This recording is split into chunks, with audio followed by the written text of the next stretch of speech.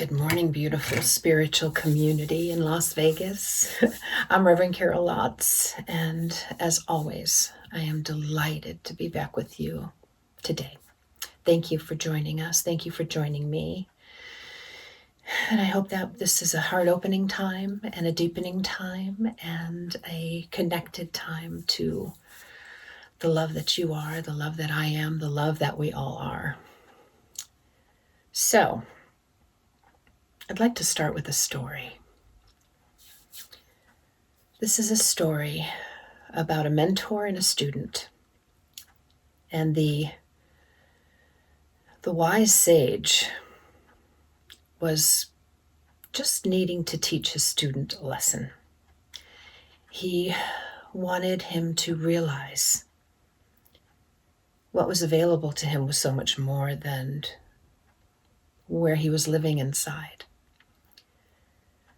So one day, when he realized that he had about enough of a poor attitude from his student, he asked his student to bring a handful of salt with him the next morning. Okay, so he comes in with a handful of salt, and his master teacher asks him to put it in a glass of water. So he pours the salt in the water, and then he says to drink it. So the student takes a sip of it, and he spits it out, and the master asked him, "How did that taste?" He responded, "Bitter, terrible, awful." I said, "Okay.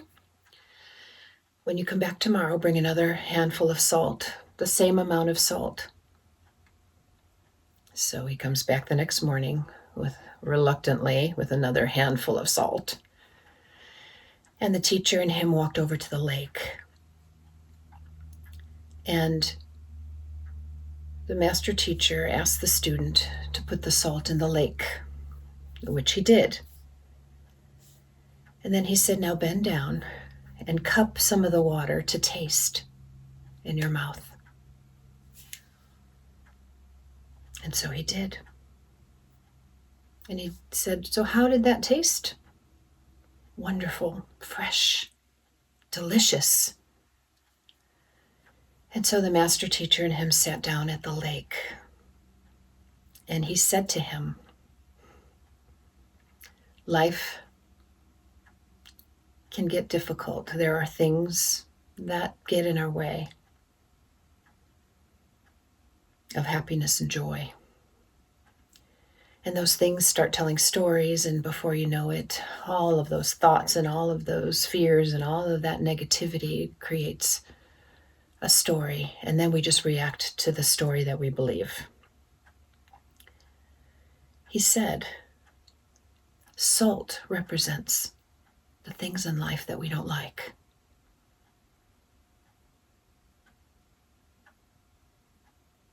And salt in life happens for everyone."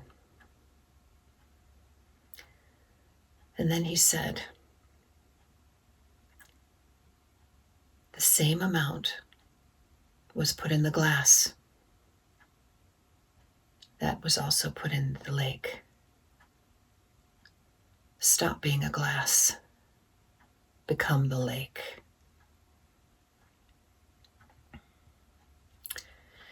Well,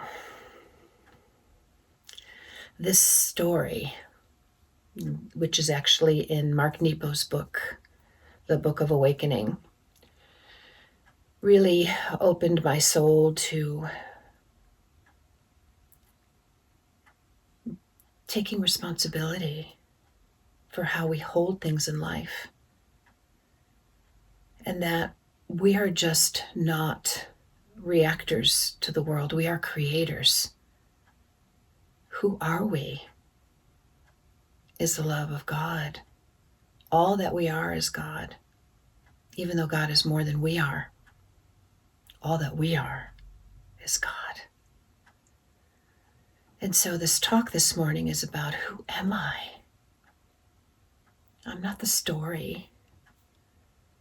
I'm not the pain I'm moving through. I'm not who people think I am or tell me I am. I am someone who is empowered to choose to be glass or a lake. And that speaks to inside, how to adjust our attitude, how to become bigger in such a way that life is handled in beautiful ways rather than creating bitterness because the container is small from which I hold life, from which I hold difficulty. I love that story because it reminds me that I could be more. I could give myself more. That I don't want to be bitter. And it doesn't depend on what happens to me in life. What it depends on is how I hold it in life. And being a spiritual person and also a human person, I get to choose. And when I lift to a higher idea than just what sometimes takes our focus away from the beautiful qualities of life, and we're stuck in the ones that don't feel so good, like shame or guilt, that who we are is a creator of how we receive life, how we receive difficulty, how we receive the lesson, to get it or to not get it. Ernest Holmes talks about the right thinking, that if it's practiced enough, the path becomes clear through principle. Ernest Holmes is the founder of Science of Mind, and this is what he says in the Science of Mind textbook. If you have a vague, subtle, unconscious fear, be quiet and ask yourself, who am I? What am I? Who is speaking? What is my life? In this manner, right thinking back to principle until your thought becomes perfectly clear again. Such is the power of right thinking, that it cancels and erases everything unlike itself. It answers every question, solves all problems, is a solution to every difficulty. It is like the sunlight of eternal truth, bursting through the clouds of obscurity and bathing all life in glory. It is the absolute with which you are dealing. All there really is God.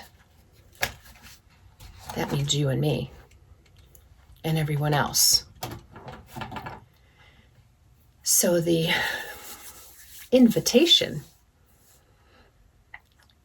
is to get bigger inside and to live from an empowered, inspired place that is expansive through the challenges, that becomes bigger through the challenges.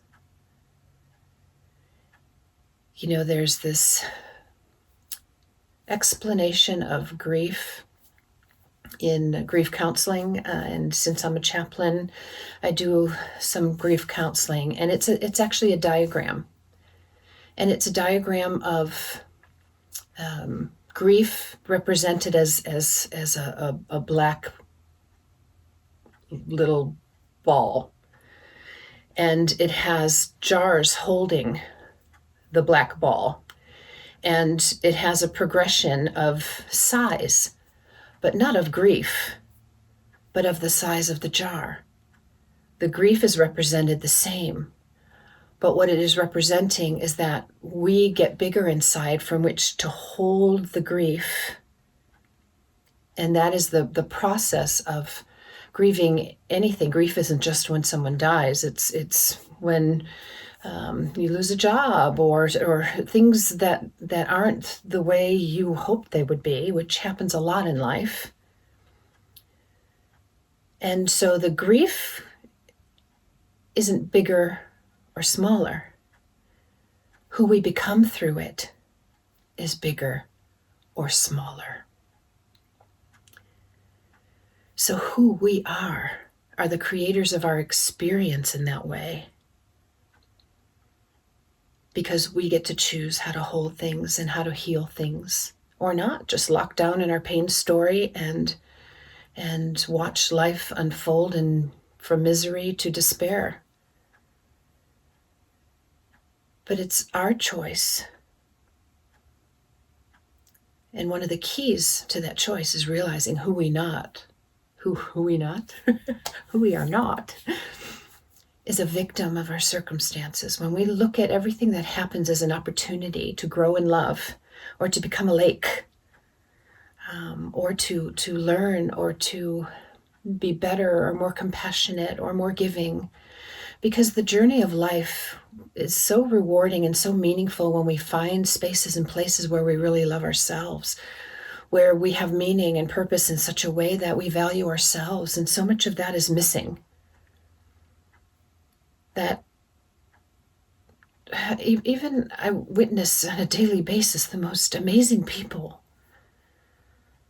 who don't know who they are. They don't give themselves any credit. We're so hard on ourselves, and that's what separates us from our source or the creator. We separate ourselves. We do that to ourselves. We put ourselves down. And when I realize that when I put myself down, I take God with me, that the last thing I want to do is put divine love into a glass of salty water that tastes bitter and horrible. So who are we? We are complicated beings, but the story of all of us is that we came from love, that we are loved, and that every time we have a thought about love, we become more of that ourselves. Because that's what God does. There's a children's story of a kitten who chases a full moon thinking it's a bowl of milk in the sky. And she chases it until she's exhausted, defeated, and gives up,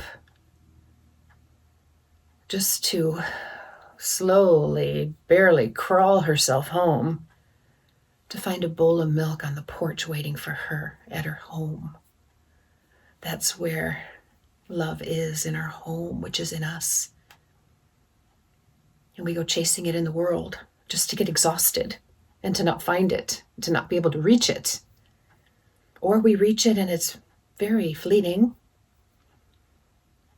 But our soul growth and our soul opening and our heart opening experiences, our grief moves our broken hearts to open hearts, to become an even bigger lake than the one that was suggested, because we have that capacity, we have that capability when we are in right thinking. It's because who we are. And the more we chase that milk in the sky, the more we discover who we're not. And the more we realize where true home is, the more we realize how empowered we are with spiritual truth, how empowered we are with choice, how empowered we are to work on ourselves, to let go of the non-truth and to practice right thinking, the principle of right thinking, according to Ernest Holmes. What does right thinking mean for you? It's just so powerful to clear our minds and just to focus on a lake or the ocean or something so vast, and imagine being a part of that ourselves. That very famously quoted Rumi about we are not the drop in an ocean, but we are the ocean in a drop. What if that were true? Can you believe that about yourself? So much of our work about love, loving ourselves, and we create from how we feel. And when we feel love for ourselves and really connected to goodness and happiness and joy, we are like chasing, like the kitten chasing the moon. We are that, but we don't chase anywhere. We just realize it's already at home. That in our home, which is our spiritual DNA, is everything that we are, everything that God created us to be. And I love how Emma Curtis Hopkins says that God isn't love. God is the creator of love. When I was at work the other day, I had a conversation with a really sweet employee, and he was so looking forward to the weekend. And he said, when I get home and I get to watch football, he said, I'm not going to sit on the couch.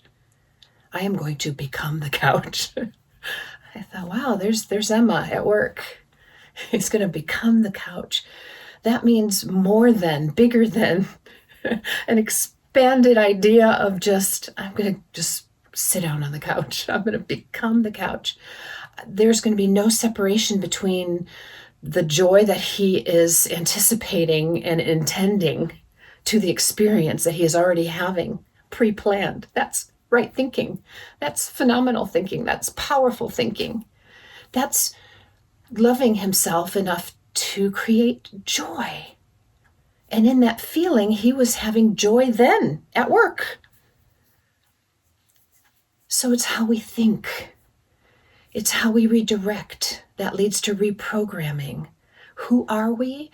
We are the spark and the light and the love of God. And God is just always calling forth greater love, greater experience, greater idea of who we are.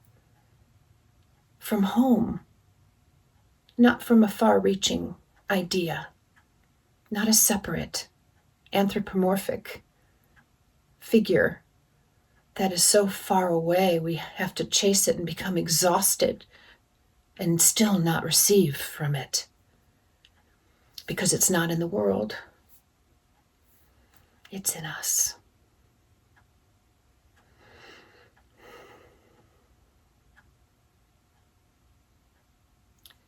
So, 3 questions to help support anywhere in you or in your life that you would much rather become the lake than the glass. What do you need to start? What do you need to stop? And what do we need to keep doing? So maybe, for example, that looks like, what do I need to start? I need to start thinking, right thinking in an expanded way and not be so afraid of joy. Not so accepting of less than joy. Maybe I'll start thinking about being the creator of joy. Not just finding joy, but creating it. And maybe I'll stop putting myself down, or maybe I'll stop limiting my thinking, because divine source is unlimited in me. It's me who is in the way. It's me who is living limitation, self-induced limitation, typically based on not remembering who I am. So maybe I'm going to stop the story of who I'm not. And what am I going to keep doing? I'm just going to keep loving myself through all of the ways that I learned to live open-hearted and from a soul perspective. Because the truth is we were born to shine. We were born to learn. We were born to love ourselves along the way. And somehow, some way, we got in the way of that. And today is the day to break free into a higher idea of who we know ourselves to be. Therefore, becoming love, not just creating it.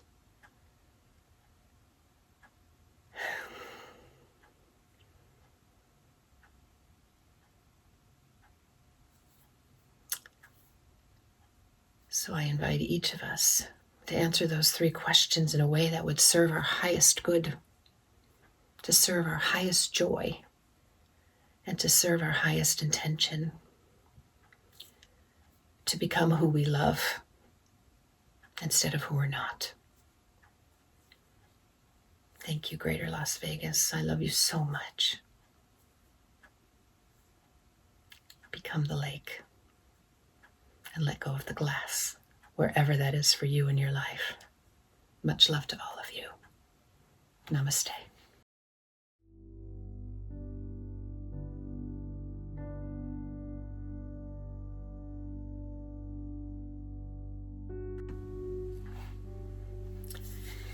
And so this is the time to move into prayer. If you will close your eyes with me and turn within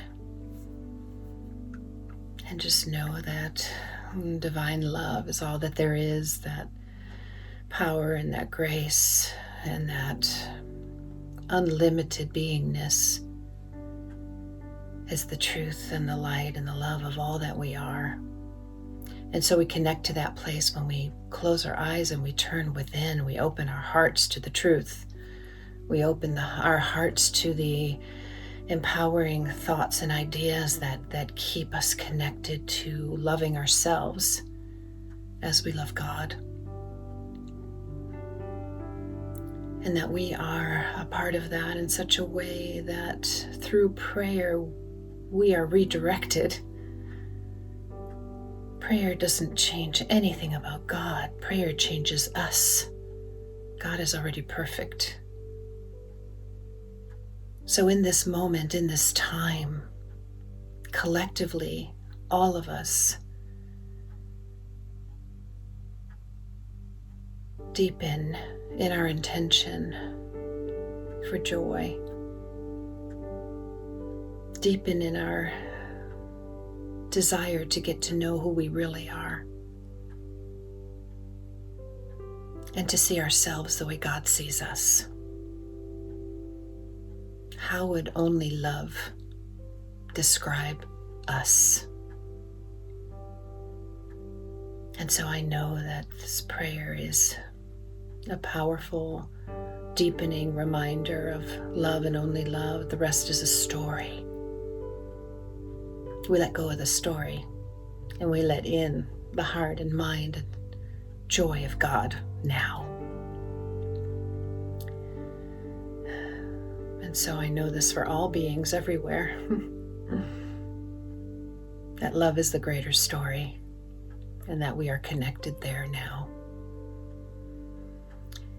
And so it is with a thankful heart that I say thank you, God, for truth and stories and the ways we can connect to each other through technology. What an amazing, amazing world this is. And I get to participate in it. What a joy. And so I give thanks for all of us today. I give thanks for everyone behind the scenes that keeps the church going in beautiful ways. And I share a deep appreciation for all that happens and how precious life is. So thank you, thank you, thank you. Love, thank you. Great divine spirit, thank you.